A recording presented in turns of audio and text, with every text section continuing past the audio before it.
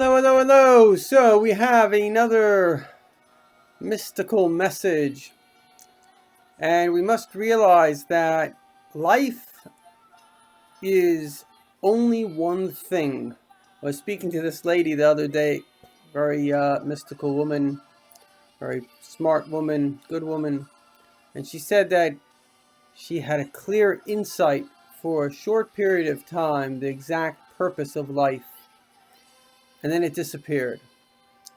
But from everything that I have studied, and the one thing I have done is studied, for many people seek the truth, but there's something that I have, if I may say, which is a leg up. And that is that I was born into it.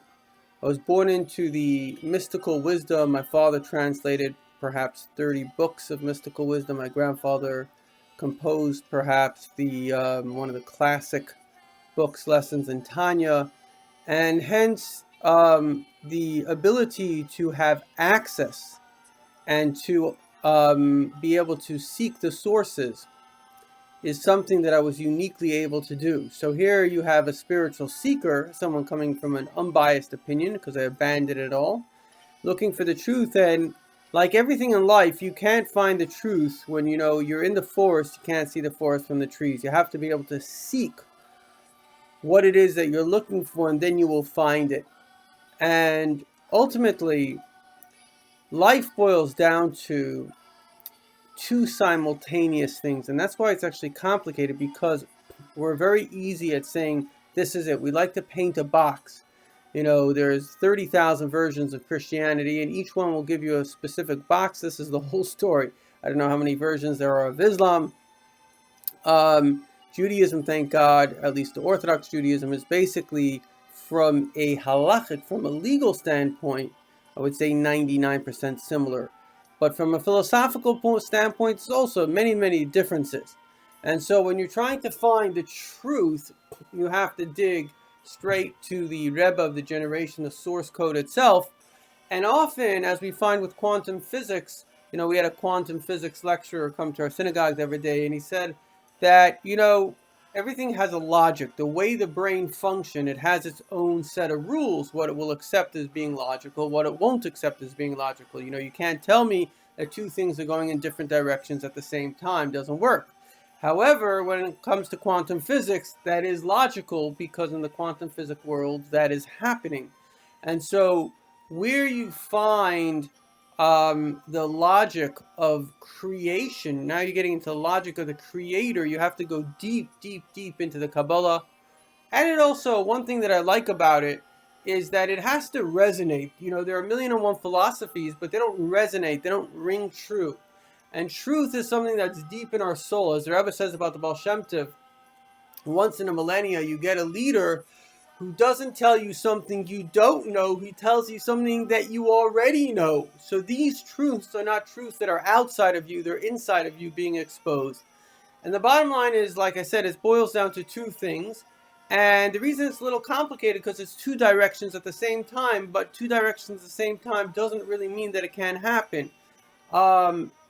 Even in kind of the more Newtonian physics, our world itself is going in 7 directions at the same time. Now, it's traveling through space, it's going in its orbit. There's 7 different directions. They're not necessarily contradictory like the quantum world, but this very globe, the globe that you're sitting on right now, is traveling over 1,000,000 miles an hour in 7 different directions.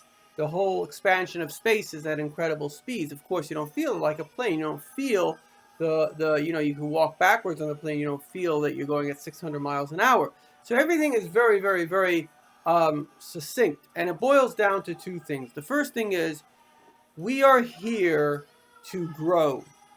In fact, that's one thing that we can do that God can't do. God can't grow because God is perfect.